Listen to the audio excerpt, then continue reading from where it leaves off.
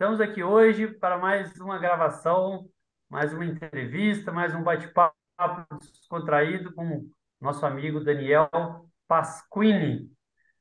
Daniel, boa noite. Estamos juntos aí para mais uma missão. Boa noite, Rafa, boa noite, Guará.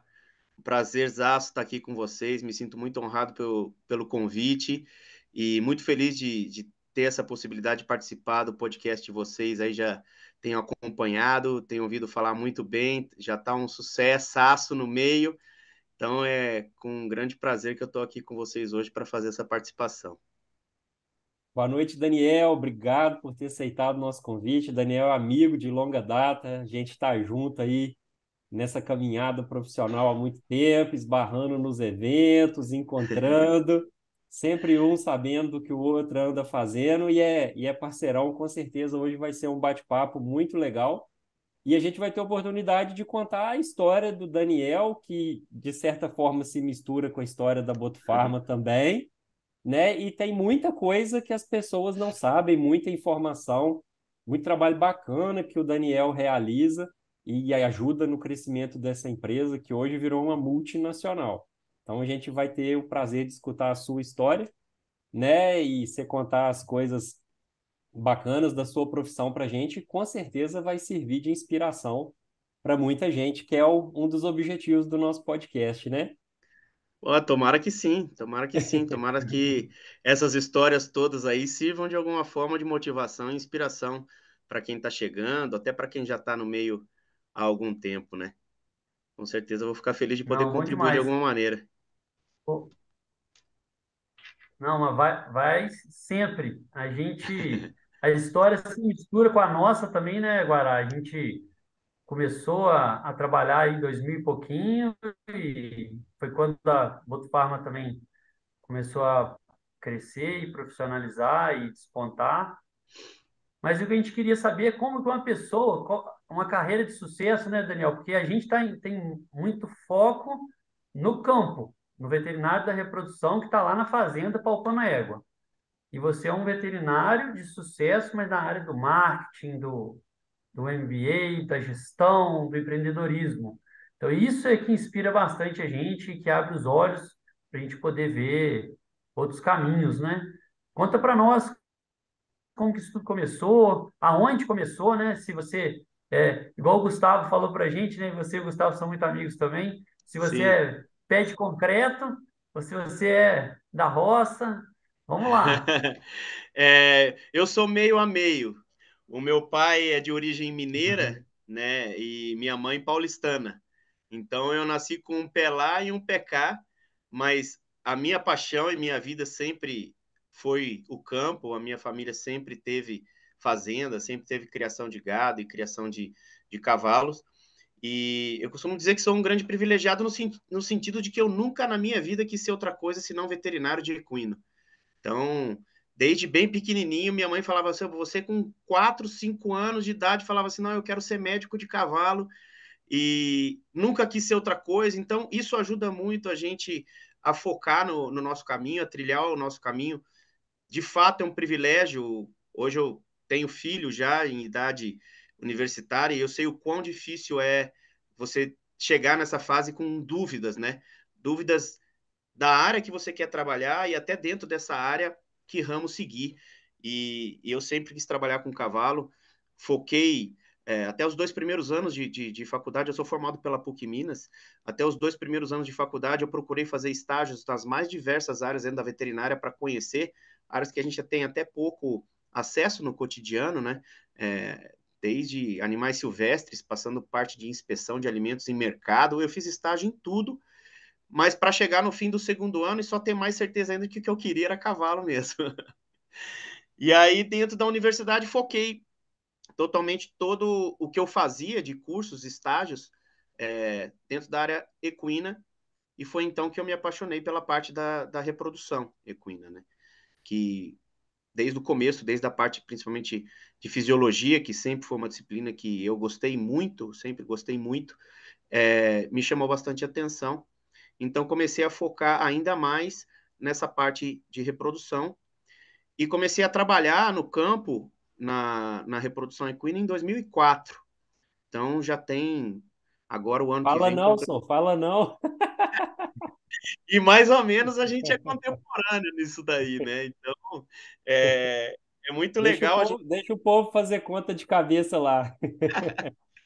é muito bom a gente poder contar a nossa história profissional, porque elas de fato se confundem, a nossa entre nós, né? E a minha com a da Botufarma.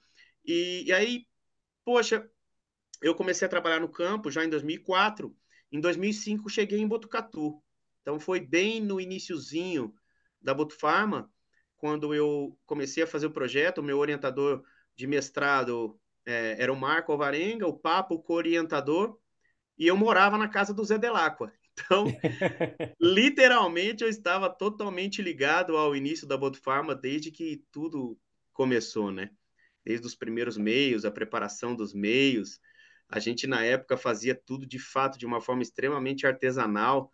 Eu lembro que saí da fazenda onde ficavam as éguas dos meus projetos de mestrado e a gente ia preparar Botucrio de madrugada em cima, embaixo da onde era a Botufarma, que na época chamava Biotech, né? Não sei Biblioteca se todo mundo Botucatu. é. Os mais antigos lembram, mas os mais novos nem sabem. A gente chamava Biotech, teve que fazer uma mudança de nome nesse meio de vida aí por conta de direitos de nome, né? Isso acontece. E embaixo da onde era a Biotech tinha uma pizzaria. Então a gente já passava na pizzaria, pegava a pizza, subia e preparava botucrio comendo pizza. Era artesanal mesmo. Separava a gema de ovo com papel toalha e preparava o botucrio comendo pizza e tomando cerveja. Foi assim que Nossa. nasceu a Botufarma, que Ô, hoje Dani, era ovo caipira ou era ovo de granja? era o que viesse. Nessa época a gente não escolhia muito, não, era o que conseguisse de ovo, porque era muito ovo, né? Já tinha que preparar um volume grande de diluente, então era o que viesse, né? Que legal. Era uma fase legal. Por que que você foi morar com o Zé? Porque eu já conhecia o Zé. Eu conheci o Zé antes de eu vir para Botucatu. E aí, quando eu vim, que eu não tinha muita referência, a minha única referência era o Zé, a única pessoa conhecida aqui, né, na cidade. Então, eu mandei uma mensagem para ele. Ele morava sozinho, numa casa grande, inclusive a casa que ele mora até hoje, com a esposa e os filhos. Ele falou: Mas era não, vem. solteiro na época. Era solteiro, era solteiro. Ele falou: não, vem aqui para minha casa, você pode ficar morando aqui. Aí, a princípio, era para ser um negócio que era até arrumar algum outro lugar para ir. No fim, fiquei 2 anos e meio morando com ele e só fui expulso quando ele casou. A Camila me expulsou de lá, porque aí já não dava mais, né? Aí casou, ela foi para lá, aí fui expulso da moradia. Mas Aí, você- foi uma. aí você já estava terminando o mestrado também. Aí não, porque eu fiz o meu início de mestrado, eu fiz como aluno especial, porque eu precisava Aham, abrir uma vaga oficial de mestrado, né? Então aham. eu não fiquei só os 2 anos e meio. Então, quando isso aconteceu, eu já estava tava do meio para o final do meu mestrado, né? E foi aí que surgiu uma possibilidade. Na época, o meu projeto era com semi-congelado, então eu estava com bastante experiência com o uso de semi-congelado num momento em que a biotecnologia estava começando a se popularizar, né? É, e aí eu recebi uma proposta do Uruguai para trabalhar num aras de quarto de milha lá no Uruguai, onde eu só teria trabalho com semi-congelado. E assim, foi tudo muito doido. Nessa época a gente não tinha tão desenvolvidas assim as mídias sociais, né? Era o Orkut que a gente tinha só e o, o MSN. E aí eu recebi a proposta, tinha que responder em uma semana para ir para lá. E aí conversei com o Marco falou, não, eu acho que você tem que ir, é uma oportunidade legal. O material todo de trabalho daqui, que lá não tinha nada, né? Cheguei no Uruguai e uma das coisas que eu levei daqui foi a nossa carboximetilcelulose, a popular mucilagem, que era um saquinho de pó branco. E Ah, aí, Nossa. quando eu cheguei lá no aeroporto, é, me passaram pelo raio-x e eu estava levando uma série de equipamentos, inclusive todas as pipetas de flexíveis para inseminação de semi-congelado, inseminação profunda, estava tudo na minha mala. Eles detectaram alguma coisa e me pararam e me fizeram abrir a mala. E mexendo na mala, a primeira coisa que eles puxam é um saquinho com um pó De pó branco. branco. Rapaz do céu. E eu não falava espanhol. Eu falava aquele portunhol mal falado, né? Um portunhol bem mal falado. E tentava explicar para eles, explicar o que que era. E trouxeram o cachorro e me manda pouco. Pô, senti um criminoso chegando no país, né? Aí, depois de 1 hora e meia, chegou uma pessoa que trabalha no órgão regulatório deles, que seria o equivalente ao MAPA, e que já tinha feito estágio de reprodução no sul do Brasil, então conhecia algumas daquelas coisas e explicou para os fiscais e para a polícia o que, que era. E aí terminaram por me liberar, fizeram as provas lá, os testes, né, de reações químicas e tal, e me liberaram. E eu já com medo, porque eu não sabia nem direito quem que ia me buscar no aeroporto. Então já com medo até que a pessoa que tivesse ido me buscar já nem tivesse mais lá, né? Aí fui, encontrei o veterinário que estava me esperando lá, era o veterinário que fazia a parte reprodutiva de bovino na fazenda. Era uma fazenda bem grande, que criava quarto de milha de corrida com formação e paint horse, tinha brangos e tinha uma raça que chama Highlander, uma raça de ovelha de dupla aptidão, de lã e carne. Então era uma fazenda muito bacana. Aí ele me pegou no aeroporto, me levou para a fazenda, chegamos na fazenda, estava à noite já, e eu fui na casa do gerente da fazenda para a gente jantar, e ficamos um tempo conversando, eles me explicaram mais ou menos o que seria o trabalho, e aí da casa do gerente até a casa onde eu ia morar, o quarto onde eu ia morar, que era do lado das instalações de palpação de égua, dava mais ou menos uns 150 metros, assim, andando. E aí ele me mostrou onde que era, eu fui andando, carregando minha mala. Nessa hora que deu aquela caída de ficha, assim, falei assim, cara, o que que eu tô fazendo aqui, meu? Larguei minha casa, minha família, não conheço nada, não conheço ninguém, tô num país que eu não domino a língua, o que que eu vim fazer aqui? Eu sou muito louco, né, cara? E do dia da proposta até o dia que eu tava chegando lá, deu uma semana. Então eu falei, porra, agora já tô aqui, né? E quando eu cheguei, o proprietário tinha prometido que quando eu chegasse, eu ia ter toda uma estrutura grande lá me esperando, inclusive com o ultrassom. Na época, ele tinha prometido para mim ou um Falcon ou um Aquila. Aham. E que na época eram os top, né? Eram os top. E Falcon aí 100. cheguei lá, é, isso aí. Falcon 100, usei muito. E o Eu Aquila também, também. o Aquila era top. Eu usei O só o Aquila Falcon. aguentava o pau. Aí cheguei, não tinha aparelho de ultrassom. E eu ia trabalhar com semi-congelado. Aí, não, vai chegar amanhã, vai chegar amanhã. Nessa do vai chegar amanhã, eu fiquei 2 meses trabalhando sem ultrassom. E aí eu virei um mago da palpação, cara. Eu virei um ninja. Não teve escola melhor para eu evoluir na palpação do que ficar sem o ultrassom, né? Claro, a gente sempre teve na escola o estímulo de que você primeiro precisa palpar e sentir as estruturas, saber interpretar as estruturas na palpação antes de aprender a passar ultrassom, até para isso não virar um cabide, não virar uma muleta para você em termos de conhecimento e de até do que você vai visualizar. Mas não era só a palpação, né? Eu dependia literalmente só dela. Porque o que acontecia? O veterinário vinha mexer com a reprodução de bovinos e ele tinha um Pai Medical 40. Era pré-histórico. Então eu tinha que esperar ele palpar todas as vacas. Quando ele terminava o serviço dele, ele me prestava o ultrassom. E aí eu revisava as éguas com ultrassom e anotava as informações para ter pelo menos uma diretriz de que parte, que fase que estava a égua, porque isso ajudava bastante, né?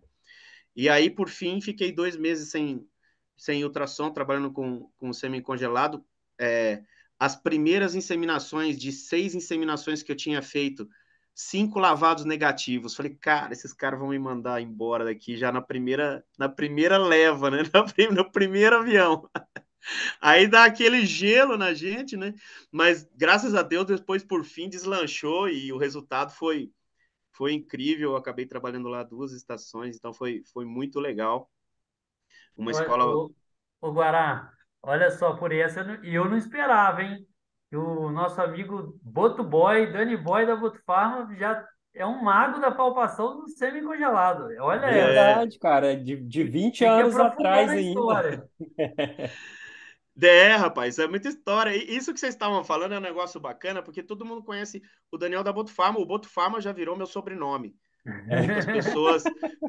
Poucas pessoas sabem meu sobrenome e poucas sabem até meu nome e me chamam de Botuboy, né? Que já tá mais para sênior do que boy.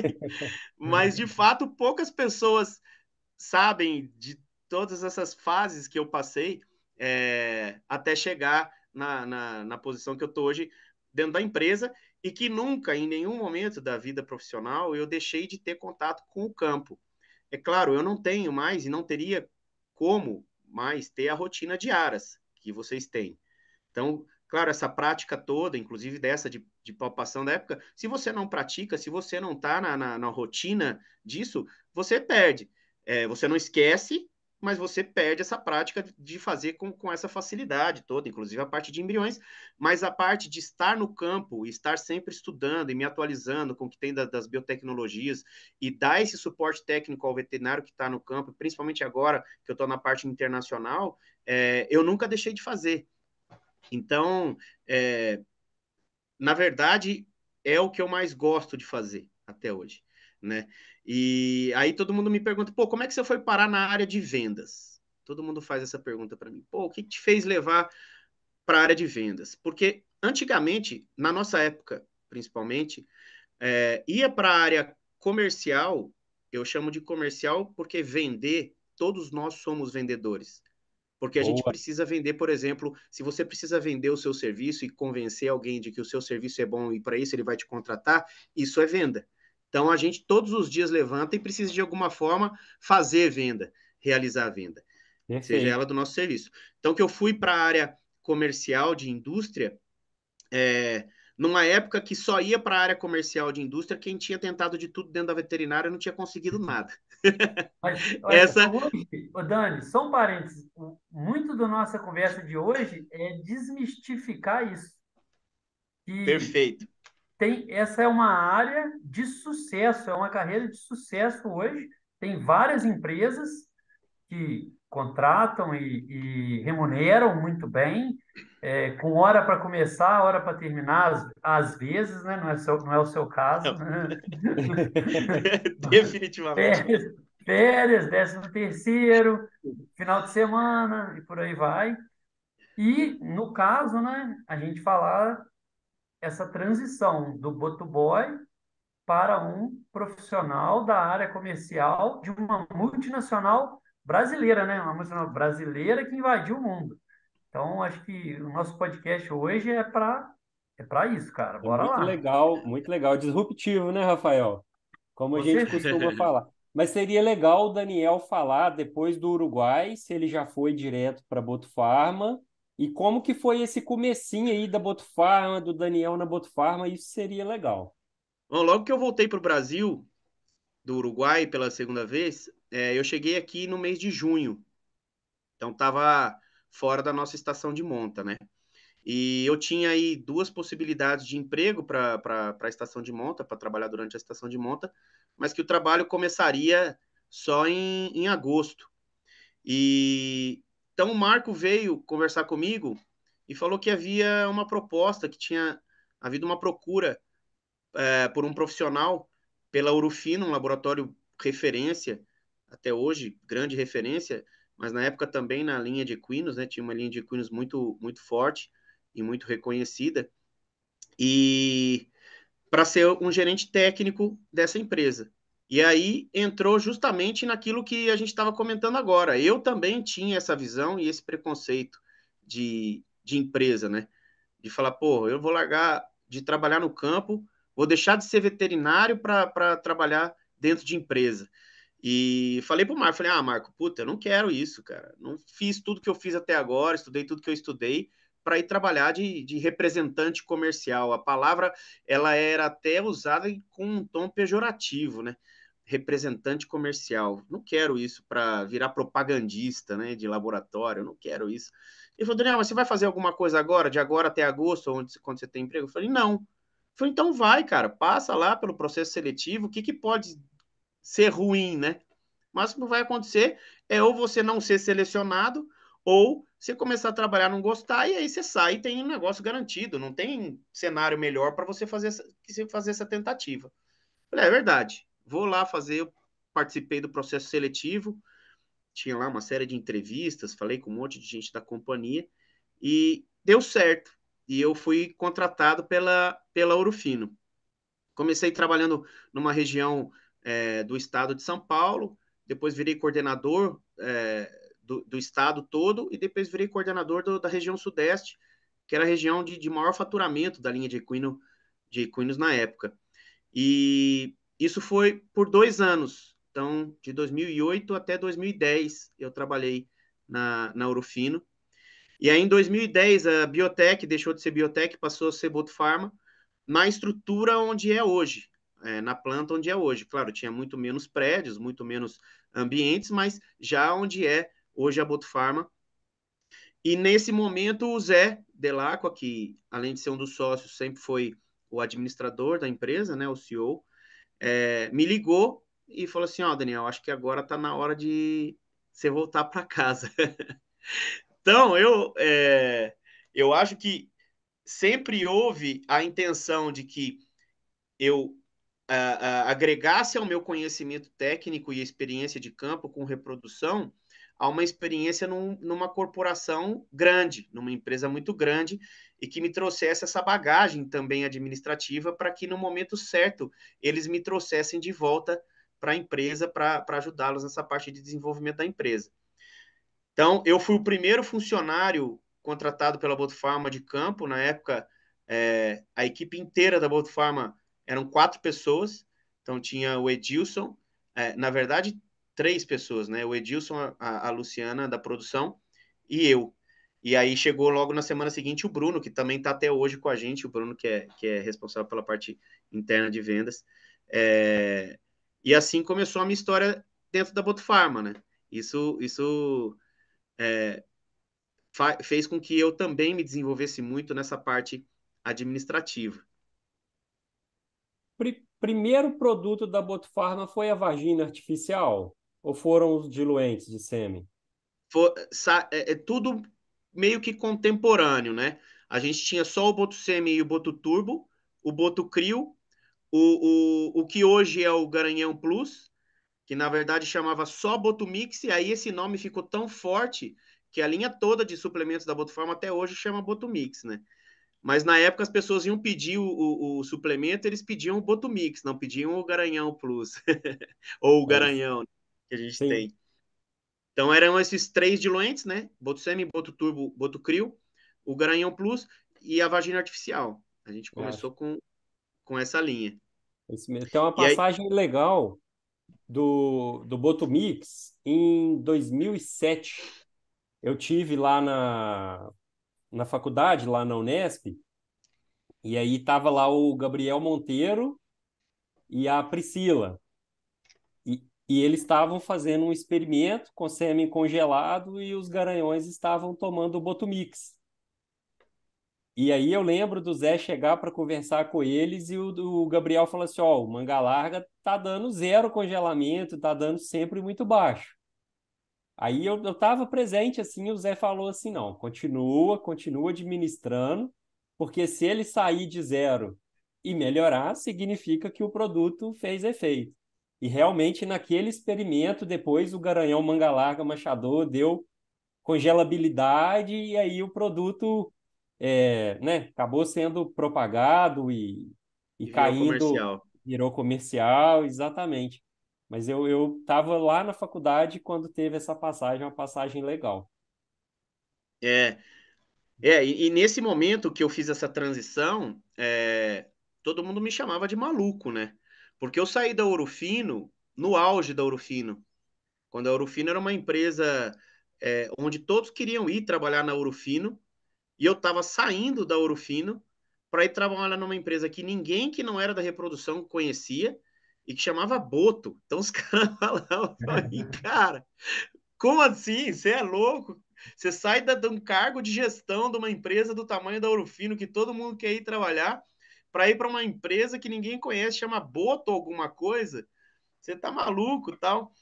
Mas, pô, eu vi a empresa nascer, eu via o potencial da onde podia chegar a empresa, a confiabilidade dos donos, dos produtos, e era o que eu gostava de fazer.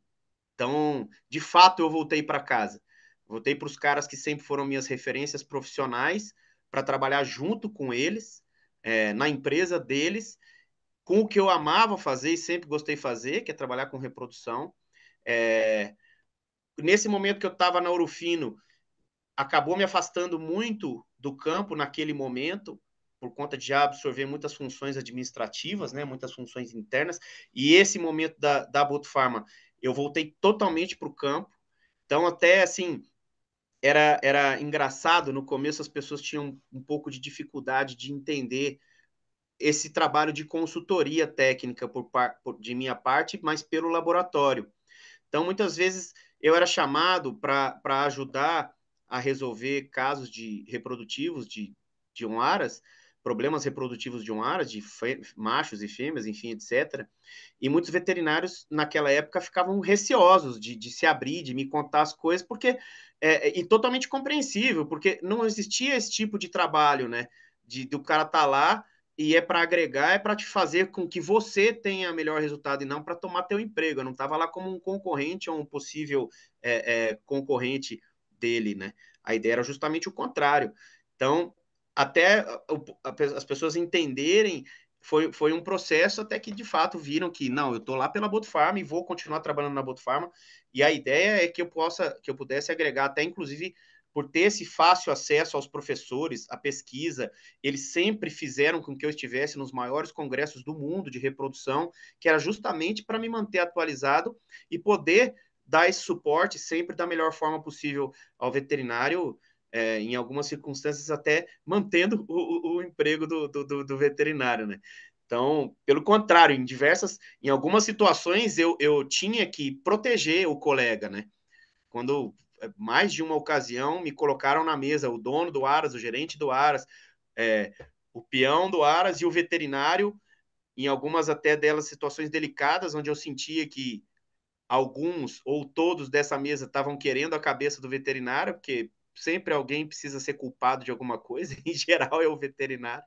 Então eu tinha que, de alguma forma, usando uma linguagem popular, aí passar o pano para o cara, por mais que fosse alguma coisa que ele pudesse vir a melhorar nos procedimentos, eu não podia de forma nenhuma abrir isso, né? Por uma questão geral de ética e até pela minha função que não era essa de estar lá, né? Mas então isso fez com que eu voltasse bastante a estar no campo. Mas com o passar do tempo e o crescimento da empresa, como eu fui praticamente o primeiro funcionário da empresa, essas funções administrativas começaram a voltar e a pesar, porque daí eu tinha que participar de processos, formação de preço, processo de desenvolvimento de novos produtos. Eu participei de vários produtos que hoje a gente tem na linha aí, eu tive participação ativa no desenvolvimento deles, parte de marketing, de eventos. Eu era o único funcionário da empresa que ia para os eventos, então todos esses eventos que a gente participa hoje eu ia sozinho, fazia projeto de stand, fazia arte de banner, tudo isso, cara, e sem conhecimento nenhum, zero, porque a veterinária ela é muito falha na formação administrativa, né? Até que chegou um momento que eu cansei de tomar porrada, e aí fui procurar conhecimento técnico de fato administrativo, e aí fui fazer um MBA na GV, um MBA em gestão de empresas na GV, e foi a melhor escola que eu poderia ter tido na parte administrativa, que também foi um grande privilégio, porque como não tinham processos formados na empresa, ou os processos eram muito iniciais, tudo que eu aprendia num final de semana no MBA, na segunda-feira eu conseguia colocar em prática na empresa. Então, era até para os professores, assim, cara, você tem a possibilidade de fato ajudar a formar a empresa do zero, porque todo mundo que está aqui já trabalha em grandes instituições. Tinha gente lá da Ambev, Coca-Cola, várias companhias gigantes que, cara, o cara não vai conseguir mudar nada dos processos que estão, ainda mais nas multinacionais, né? E aí tava eu lá, putz, super jovem, mais novo que todo mundo que estava fazendo esses MBA, e com a faca e o queijo na mão. Então foi muito gostoso e muito gratificante poder participar desse momento, desse desenvolvimento da empresa no começo e no meu desenvolvimento profissional, né? Então, termina que, como vocês disseram, a minha história se confunde com a da Botufarma, de fato, porque o meu crescimento profissional, seja como técnico, como administrador, se desenvolveu junto com a empresa. E hoje, como o Rafael disse, a gente é uma multinacional brasileira, isso deve ser motivo de orgulho para todos nós. De fato, uma multinacional com uma fábrica instalada e alojada nos Estados Unidos desde 2017, né, no Arizona, e que exporta hoje para o mundo todo. O Daniel, a Botufarma é uma referência muito grande em produtos para reprodução, em diluentes de sêmen, diluente de congelamento, já tem o cushion. A gente tem várias alternativas hoje, várias formas de manipular o sêmen, né? E a Botufarma, obviamente, permitiu que a gente pudesse fazer um congelamento de melhor qualidade hoje, sobretudo do manga larga machador. Mas eu e o Rafael, a gente conversa muito que tem muita coisa que pode ser feito com o cavalo para ele melhorar o sêmen antes mesmo da coleta, que é um ponto que deve ser trabalhado, né? E a gente falou um pouquinho do Botumix e a gente sabe que a Botufarma hoje é uma potência em nutracêuticos. Então, eu queria que você falasse para a gente, né, o que que pode ser melhorado na qualidade do sêmen antes mesmo da coleta. Guará, sua colocação foi perfeita. Hoje a gente vê não só aqui no Brasil, como uma realidade, na verdade, de vários países que têm raças que têm origem espanhola, como manga larga machador, e que a realidade deles é exatamente a mesma da nossa, um grande desafio o uso desses animais, principalmente em se tratando de aplicação de biotecnologias que a gente precisa, tem um nível de exigência maior, né, para que isso tenha sucesso. A própria congelação de sêmen, congelar, a gente pode congelar o que quiser. Se eu colocar essa garrafa aqui no freezer, eu congelo ela. Agora, eu descongelar uma célula para que ela esteja viva e apta a fecundar e dali gerar um embrião, aí a gente está falando do buraco um pouco mais embaixo, né? Bem E mais de embaixo. fato, bem mais embaixo. E de fato, a gente esbarra em muitos problemas de manejo hoje em dia desses animais, né? É, por exemplo, manejo nutricional, por exemplo, manejo da dor. Muitos desses animais foram atletas durante a vida toda, têm diversas lesões e a gente sabe que a dor libera uma série de outros hormônios que são conflitantes com os hormônios da reprodução. Isso acontece em machos e em fêmeas. O manejo alimentar é fundamental. A gente tem muitos distúrbios metabólicos nos animais hoje que têm interferência direta na reprodução, tanto de macho quanto de éguas também. Hoje é muito estudada a questão comportamental dos garanhões.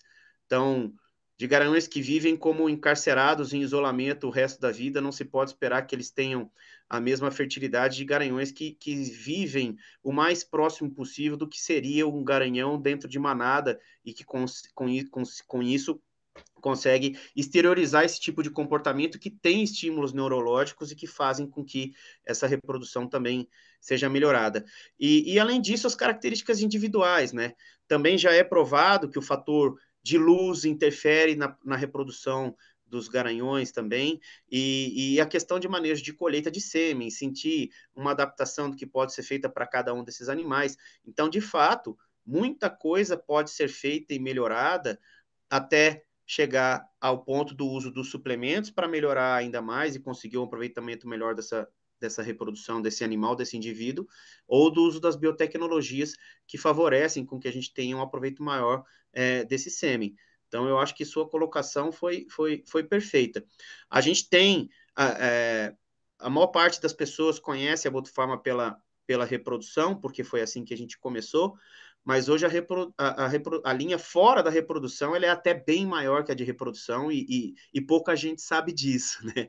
Pouca gente, assim, que está na reprodução, né? A gente já chegou a um ponto que foi até um processo bastante difícil que eu passei durante esse desenvolvimento na Botufarma, que foi desconstruir a imagem de que a Botufarma era um laboratório só de reprodução e construir a imagem de que é um laboratório completo. que tem linha de nutracêuticos, linha de hormônios e linha de medicamentos. Já há 2 anos a gente está com uma linha de medicamentos, e aí agora, esse mês ainda chegando mais um medicamento, é um sedativo inédito, de uma associação inédita de tilazina com detomidina no mercado, mas temos também reversor de alfa-2 agonistas, que é o Reset, o Firocoxib, que é um anti-inflamatório, né, o Firovet, que é bastante utilizado hoje também na reprodução, com bastante êxito na reprodução, e uma linha de suplementos que vai desde o dia do nascimento até o animal de competição, passando por várias necessidades. Mas eu costumo sempre, quando eu faço a apresentação da linha, dizer que o suplemento não faz milagre, nenhum deles, e com nenhum objetivo. Então, se não for um conjunto de coisas convergindo para o mesmo ponto, a gente não consegue êxito só com o suplemento ou só com o uso da biotecnologia. E eu acho que a questão de manejo e de preparo técnico dos profissionais que estão atuando no campo hoje, fundamentais para que a gente consiga, de fato, o êxito na parte do que é a nossa parte de laboratório, né, em termos de laboratório. Em termos da qualidade dos produtos, continua sendo a nossa ênfase e a nossa filosofia lançar produtos com grandes diferenciais de mercado e que tenham comprovação científica da eficácia de tudo que a gente faz, tem a comprovação científica, e com testes no campo. Não adianta nada também ter comprovação científica no papel, se no campo isso não se traduz, né? A gente vê bastante pesquisas assim, né, que a gente tem que ter, quando a gente vai ficando mais macaco velho, como nós, a gente vai aprendendo a interpretar melhor os resultados do que a gente está vendo e vendo se aquilo de fato é possível, é significativo e, principalmente, é repetível, né? Porque alguém Repetibilidade. conseguiu repetibilidade, alguém conseguiu um resultado que ninguém nunca mais em nenhuma parte do mundo conseguiu repetir, também não, não serve, não tem muita utilidade, né? Então, Ô Dani, você juntou aí, parece que você juntou os conhecimentos do MBA com os conhecimentos do campo, com a parte do macaco velho, que já tem esse vai e vem entre o comercial e o Técnico. palpar éguas e trabalhar no campo. Cara, mas e você mesmo? Onde que você fica mais confortável? Você continua gostando mais do campo do que da área comercial, assim, vamos dizer, da indústria?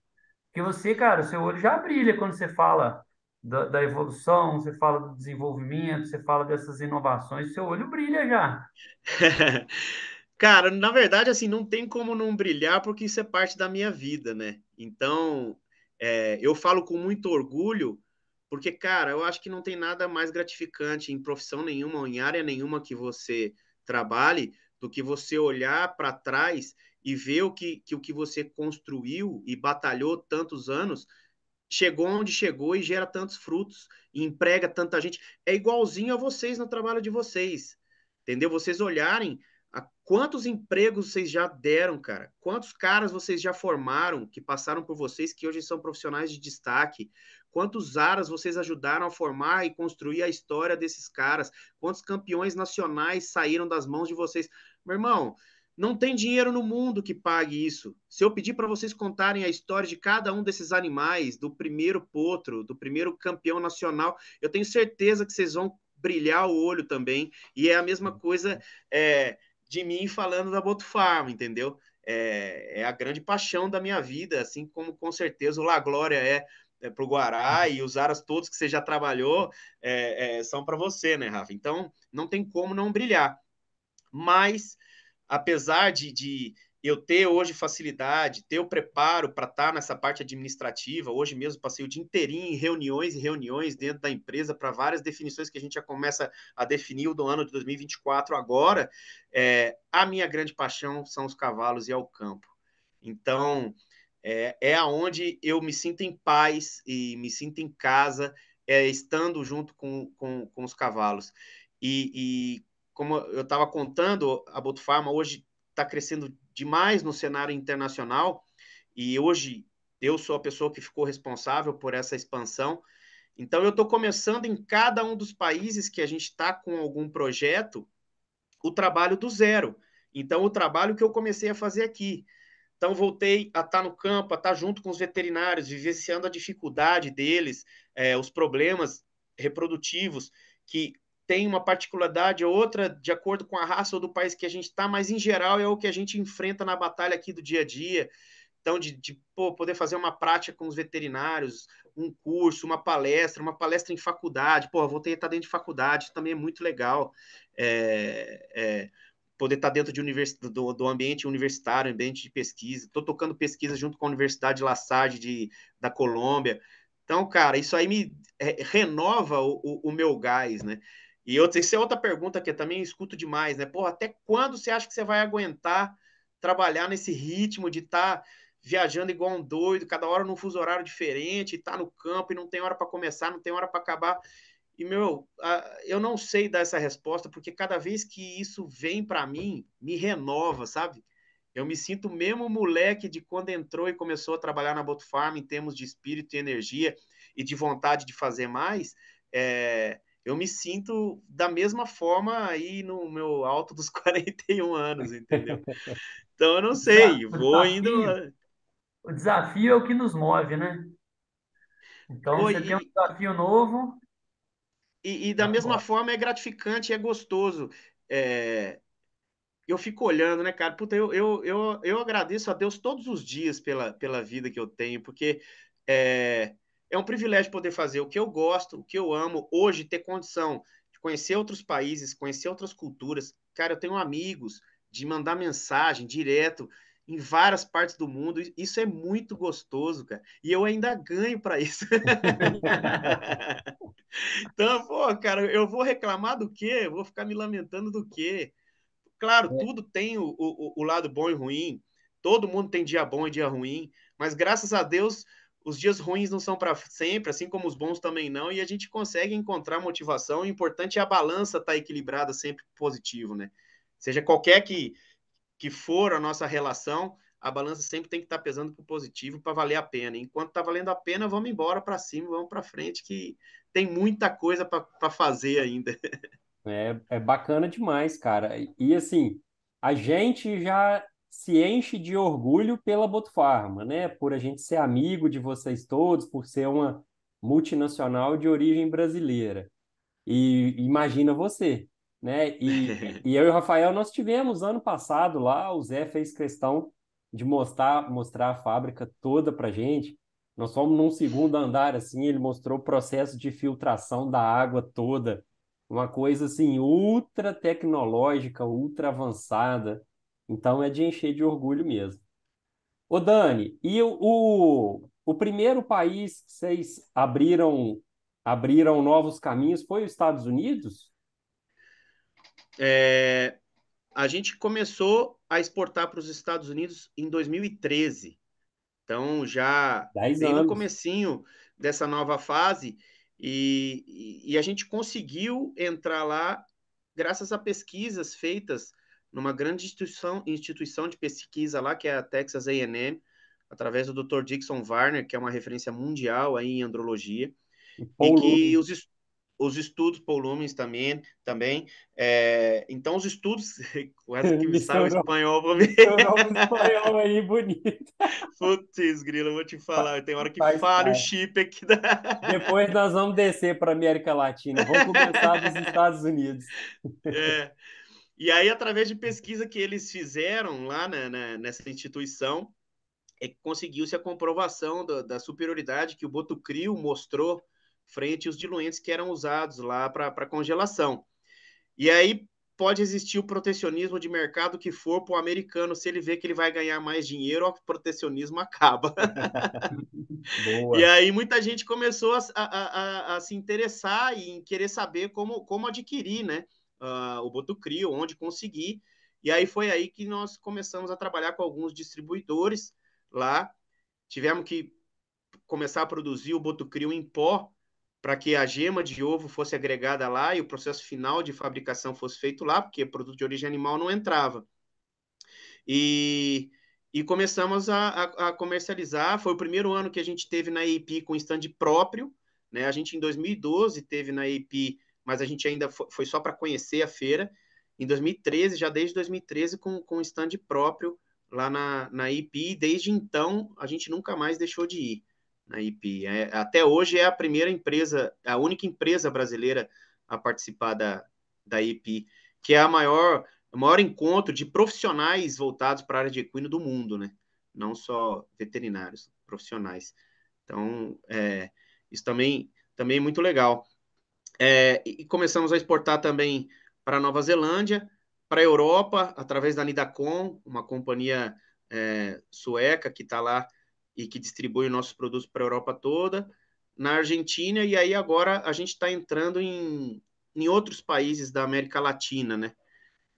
A gente está com uma presença muito forte na Colômbia, porque a gente já está lá há 4 anos, então desses países todos é onde a gente está há mais tempo, com uma evolução muito grande de mercado lá, e com uma facilidade muito grande de trabalhar com a raça deles, que é o passo fino colombiano, que é uma raça de origem espanhola também, que tem exatamente os mesmos problemas reprodutivos todos que a gente tem no manga larga. Então é a grande escola nossa, né? A gente brincava quando estava desenvolvendo todos esses produtos, testa no manga larga marchador. Se funcionar para o manga larga marchador, vai para as outras raças também, porque o manga larga é o grande desafio nosso, né?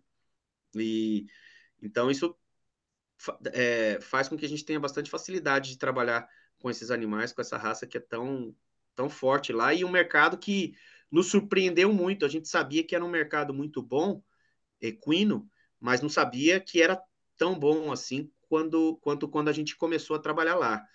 Eles são completos apaixonados por cavalo. O cavalo é muito intrínseco na cultura colombiana e no país inteirinho. Eles são completamente fissurados no animal. Tanto que a maior feira agropecuária da Colômbia, ela acontece a cada 2 anos, é a Agroexpo, eu tive lá agora em julho, ela acontece dentro de Bogotá, uma cidade de 12 milhões de habitantes, uma metrópole, e tem um centro de exposição dentro da cidade, que é onde acontece essa exposição de todas as raças de bovino, equinos, e tem de tudo. Chinchila, a lhama, tem exposição de tudo lá. É muito legal. E assim a Ô, gente vai expandindo. ô Dani, e entre meio a todo esse processo e toda essa internacionalização e toda a sua vida louca aí da estrada, como é que tá a família, cara? Como é que tá o peso, o suporte, a esposa, os filhos? Conta um pouquinho disso também, que é parte da curiosidade de todo mundo, né? Saber das pessoas que atingiram o sucesso, como equilibrar o profissional e o pessoal. É, sendo o mais sincero possível, eu não sei se dá para falar em equilíbrio. Como diria o grande poeta Charlie Brown Jr., cada escolha é uma renúncia, isso é a vida, né? Claro que, de fato, eu tive filho muito jovem, né? Muito novo. Meu filho mais velho tem hoje 23 anos. Você já E tomava Botomix já? tomou outros. É, Claro que o fato de eu ter que me dedicar tanto e estar no momento em que a empresa estava se desenvolvendo e que eu optei por dedicar a minha vida profissional fez com que eu abdicasse de muitos momentos em família. Isso não tem como. Na fase profissional que eu estava, na fase em de construção da empresa que eu peguei, de conciliar um grande tempo em família principalmente para o meu mais velho, né? Então acabou que eu realmente não consegui acompanhar muito o crescimento dele. Consigo participar muito mais de coisas até do cotidiano do mais novo do que eu consegui fazer com o mais velho. Então, de poder me dar o direito de chegar de uma viagem, poder buscar na escola, levar na escola, ir assistir aula de futebol, esse tipo de coisa. Cara, o que eu vejo é o seguinte: o que a gente tem que tentar fazer que ao máximo possível esse tempo seja um tempo de qualidade. Porque eu, por outro lado, também vejo muitos pais que estão todos os dias em casa, mas não estão. Estão assistindo o que eles querem assistir na televisão, estão mexendo no celular, jogando joguinho no celular, estão fazendo qualquer outra coisa que não de fato se dedicando. Isso não é encontrar uma desculpa para não estar presente. É uma forma de eu mesmo me forçar esse tempo que eu tenho junto a eles de fazer com que seja de mais qualidade, o máximo de qualidade possível, né? Então, o tempo que foi já não recupera mais, não volta. Eu não me arrependo de nada, porque tudo que eu construo e construí até hoje foi para eles também e por eles, para dar tudo do bom e do melhor para eles, e principalmente pensando em educação, em estrutura básica, e para ensinar também valores a eles, né? Para ensinar que as coisas não vêm de mão beijada, não vêm fáceis. A gente até teve essa conversa, né, Guará? Agora, Aham. quando a gente esteve junto lá no Weiser, que a gente encontrar esse ponto médio aí da educação, de não deixar fazer parecer que a coisa é fácil, e ao mesmo tempo cuidar para que não seja assim tão difícil, que eles não tenham que passar por tanta coisa ruim que a gente passou, é muito difícil achar esse ponto, né? Uma linha muito tênue aí do estimular, mas sem consentir, né? Sem mimar demais e mostrar para eles que eles vão ter que andar pelas próprias pernas também em algum momento, né? Então, deixar esse legado e servir como exemplo, assim como vocês também são para os seus, de batalhadores, de trabalhadores e de que, porra, gente que dedicou uma vida a um projeto, é importante para eles, importante. Eu vejo muitos jovens aí sem uma referência assim nesse sentido, né? Então ganham tudo, têm de tudo, saem da faculdade com tudo do bom e do melhor, o melhor ultrassom, a melhor caminhonete, mas não tem a referência do que é de fato você se dedicar a um trabalho, você ter um projeto de vida, você seguir firme na linha, apesar das dificuldades. Porra, quantas vezes. Eu lembro, eu tenho uma passagem muito emblemática dessa pergunta que o Rafa fez, que foi uma vez que eu fiquei 65 dias direto nos Estados Unidos trabalhando. É, e um trabalho extenuante, eu estava começando o trabalho lá, e eu passei o primeiro dia dos pais da minha vida longe dos meus filhos lá. E foi exatamente na metade, quando deu 30 dias que eu estava nos Estados Unidos, foi o dia dos pais, e eu estava num domingo, parei numa cidadezinha pequenininha do Texas, fui almoçar num restaurante, e eu olhava, eu estava sozinho, sentado numa mesa, eu olhava para o lado, todo mundo em família, comendo em família, dando risada, se divertindo, e esse foi um dia que pesou para mim e faz aquele questionamento: porra, cara, será que tá valendo a pena? Então, não dá para dizer que toda a minha vida foram flores e, como eu disse, porra, sou um privilegiado, de fato sou, mas não são só flores. Esse dia foi um dia muito pesado, muito triste para mim. Eu voltei pro hotel, chorei pra caramba, dá aquele peso na consciência de, porra, não vou estar lá com os meus filhos no dia dos pais. Igual a isso, já perdi competição de escola, já perdi eventos, então, sociais, né, com os amigos também e tal. Mas, cara, não me arrependo de nada. Eu acho que na questão daquele tema da balança, a minha pesa bastante mais pro positivo.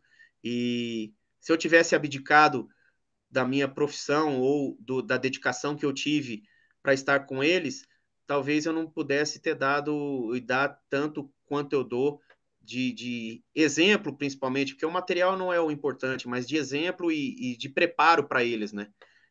Claro, pô, contar com o apoio da mãe dele sempre foi primordial, que é a mulher que sempre segurou a onda, sempre segurou a barra. A gente teve uma sorte de que, na verdade, o relacionamento ele nunca foi convencional, de estar junto todos os dias, o dia inteiro.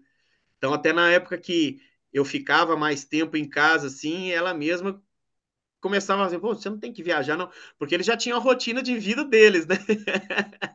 Daí ele com os meninos, né? E daí eu começava a implicar com uma coisa. Não, tira o cachorro de cima da cama, eu não quero isso aqui, tira isso daí. Aí chegava uns dias, já tava há uns dias em que eu, quando você tem que viajar de novo para a gente poder ter paz aqui? Então isso foi sempre numa boa, né? Sempre numa boa. Ainda pega umas baterias de viagem que são muito seguidas. Aí, claro, pesa muito essa questão da distância. De fato, de longe é o que mais pesa essa questão da distância familiar, né? É, Mas mas a gente vai aprendendo. você foi no cerne da questão que é o exemplo, né, Dani? O exemplo arrasta, cara. E, né, você, poxa, 41 anos é gerente de uma empresa que já está se tornando multinacional e já viaja o mundo representando a empresa. Isso é uma conquista muito grande que eles têm que se encher de orgulho, né? A verdade é essa.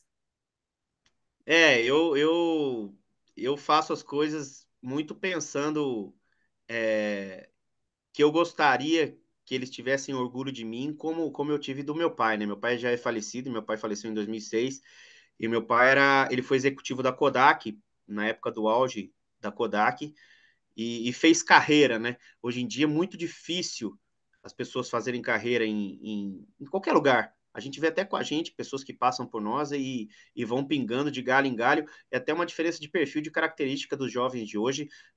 Não dá para dizer nem que é certo ou que é errado, simplesmente é assim. Não tem mais essa coisa de estar sempre, querer trabalhar sempre no mesmo lugar e fazer uma vida assim. E meu pai começou do zero, do nada, dentro da Kodak e se aposentou como diretor da Kodak da América Latina. E, porra, um cara que conhecia e era amigo desde o faxineiro até o presidente da empresa. Então, esse é o exemplo que eu procurei seguir para mim como pessoa, como profissional, e é o que eu quero passar para os meus filhos, né? Parece clichê, mas humildade sempre acima de tudo. Muita gente chega para mim e fala assim: pô, cara, nem parece que você é diretor de uma empresa, que você, pô, fala duas línguas, que não sei o quê. Cara, isso para mim não importa. Eu quero que as pessoas me vejam e gostem de mim por eu ser o Daniel, pela minha essência. E assim é com todo mundo. E muita gente nem imagina a quantidade de coisas que eu faço, né? Porque eu Apesar, acho que o apesar, apesar de sênior, é o Boto Boy até hoje, né? Boto Boy até hoje. Boto Boy até hoje. Boto Boy até hoje. E assim, a questão de formação profissional, a área comercial hoje da indústria, ela exige cada vez mais um profissional qualificado e completo. Então, não é deixar de ser veterinário para virar propagandista, não, cara. Você vai ter que ter o conhecimento técnico como veterinário para você ter condições de conversar com os veterinários e com quem você vai abranger, com proprietários, e vai ter que ter o conhecimento administrativo. Então, você vai ser um profissional mais completo.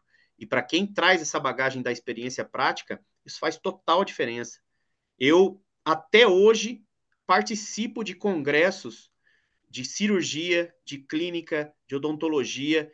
Não é porque eu quero pegar e fazer isso na prática, mas é porque eu quero chegar com um cara que é um cirurgião, eu ter condição de conversar com o cara, entendendo as informações que ele vai me passar, porque eu não deixei de ser veterinário.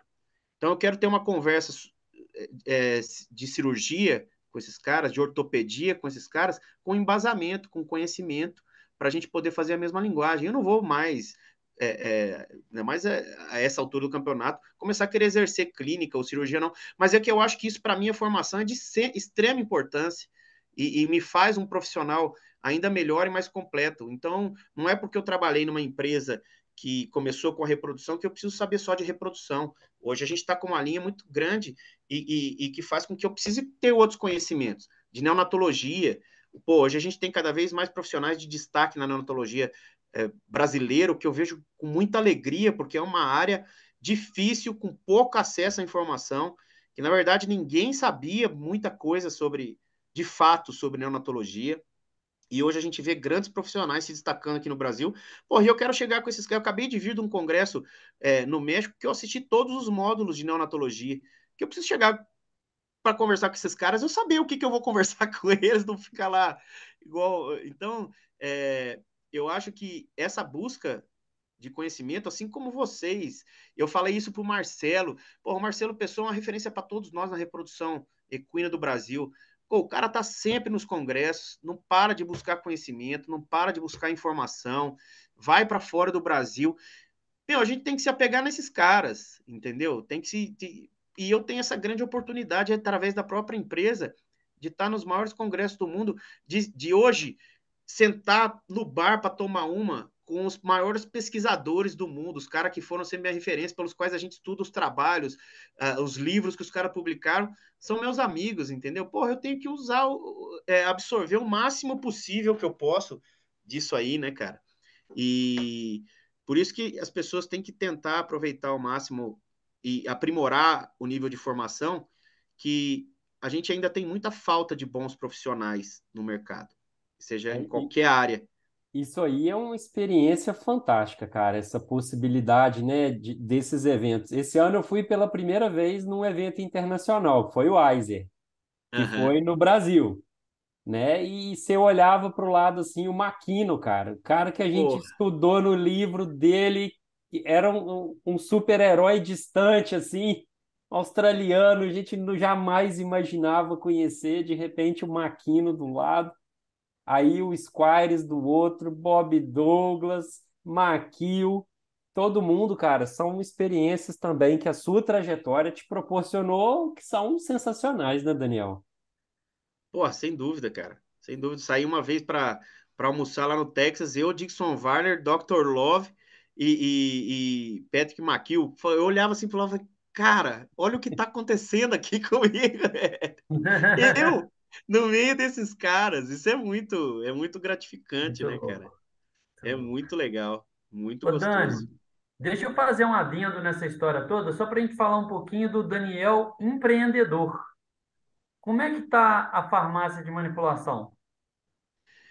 A farmácia está em pleno desenvolvimento, né? Eu acho que isso também é uma coisa que essa parte de formação administrativa me ajudou muito a abrir os olhos no sentido de que eu preciso investir em algumas coisas paralelas dentro da área ou não, para pensar também no meu futuro. Porque de fato eu não vou, por mais que eu queira e tenha essa renovação de energia, o corpo uma hora não vai aguentar mais, né? A hora Então eu fica preciso, sênior mesmo, né? uma sênior de verdade, é. Então eu preciso ter um planejamento para isso. E, pô, eu já investi paralelamente numa escola, eu tenho uma escola lá em São José dos Campos de berçário educação infantil, que é a Carol que toca, já há 17 anos, então já foi uma coisa que eu investi para o crescimento, e já há 5 anos investindo na parte de uma farmácia de manipulação veterinária, ainda em pleno desenvolvimento, ainda em investimento, em reinvestimentos, né, na estruturação dessa empresa, aprendendo bastante a trabalhar, tive que começar a estudar muitas outras coisas, principalmente de farmaco. Então foi muito legal porque me fez estudar. Eu adoro, igual brilha meu olho para falar de Botufarma, brilha meu olho para estudar e essas coisas novas. Então, de aprender sobre bases farmacêuticas, sobre formulações, como fazer formulações. Então, venho também me desenvolvendo bastante nesse aspecto. E a ideia é ter ao que me dedicar quando de fato eu me aposentar, né? Porque a gente não tem perfil nenhum de que vai se aposentar e parar de trabalhar. Acho que qualquer um de nós aqui, a gente enlouqueceria de fato se não trabalhasse. Então, eu já ponho isso como um projeto já há bastante tempo. Como eu disse, essa parte da formação administrativa me ajudou muito a abrir os olhos nesse sentido, né? Porque a vida do profissional veterinário de campo é mais ou menos é um pouco mais longeva, mas é mais ou menos como a de um jogador de futebol. Ela é cruel para nós fisicamente. Ela desgasta a É, gente fisicamente. E aí, se o cara não se prepara para esse momento, você acaba se matando de trabalhar a vida toda sem construir algo que vá te dar conforto, né? Então, eu acho que nunca é cedo demais para se preocupar com isso. Nunca é cedo demais para se preocupar com isso. De tocar algo que vai te perfeito. dar um conforto que você consiga usufruir do que você construiu durante uma vida toda de trabalho. É, perfeito. Isso chama gestão do amanhã, né? Isso aí. Trabalhar o motor A e o motor B. Ô Dani, a gente já está com o tempo apertando. Quais são as novas perspectivas, os planos para o futuro da Botufarma, que envolve você, e os planos do Daniel mesmo em si? Alguma coisa você já falou, né? Mas o que que. É, meu pessoalmente, ainda me vejo muito longe de estar fora da Botufarma. Porque isso aqui é a minha vida, cara. Eu respiro isso, de domingo a domingo, todos os dias da semana, o dia todo. E da Botufarma a gente está tocando vários projetos, várias frentes de projeto. Uma delas, acabei de voltar do México, a gente está com um projeto muito grande de expansão lá. É o segundo maior rebanho equestre do mundo, só fica atrás dos Estados Unidos. E um rebanho equestre altamente investidor, então com um potencial de crescimento realmente enorme. A gente também já sabia desse potencial, mas agora que de fato eu tive a oportunidade de fazer um estudo de campo desse potencial, desse mercado, eu acho que a gente também vai se surpreender muito com o quão grande é esse mercado. E continuar expandindo nos Estados Unidos, né? Apesar da gente estar lá desde 2017, a gente pegou os 2 anos de pandemia, que atrapalharam o desenvolvimento, mas a gente já está num processo de retomada muito forte, muito bom. E para 2024, 2025, um projeto grande na Europa. Então, estamos aí com muita coisa para fazer ainda, como eu disse, muita coisa para acontecer. Passaporte tem que estar em dia. Rapaz, tem folha carimbada, tem passaporte. É isso aí, tá tudo Algum em dia. produto que dê para dar spoiler de alguma coisa para ser lançada? A gente nunca para de estudar, né? Mesmo tendo os diluentes já muito consolidados, Botucrio com o nome que tem, e que acabou sendo a estrela da linha, que abriu as portas do mundo para a gente, nós estamos em constante pesquisa aí para desenvolver e para aprimorar cada um dos nossos produtos que já existem, né? E trazer novidades de mercado aí, para sempre com o intuito de melhorar a nossa eficiência na reprodução. Bom demais. Ô, Dani, deixa um último comentário para a galera que está saindo da faculdade, essa galera que está meio perdida ainda, que nós já tivemos lá também, né, no estágio supervisionado. Uma dica: como trilhar essa carreira Empresarial, do né? comercial? Comercial. Cara, eu acho que o comercial ele tem que estar, inclusive, para eles como profissionais, que nem eu estava dizendo, né? Eles têm que saber se vender, mas acima de tudo, ter dedicação, ser comprometidos com o lugar que ele trabalha, independentemente de ontem, onde. Eu vejo que hoje falta muito essa questão dessa palavra do comprometimento de fato. Você se dedicar àquilo que você faz, se dedicar às pessoas que estão te dando a oportunidade e trilhar através delas novos caminhos, porque as coisas vão acontecendo na nossa vida.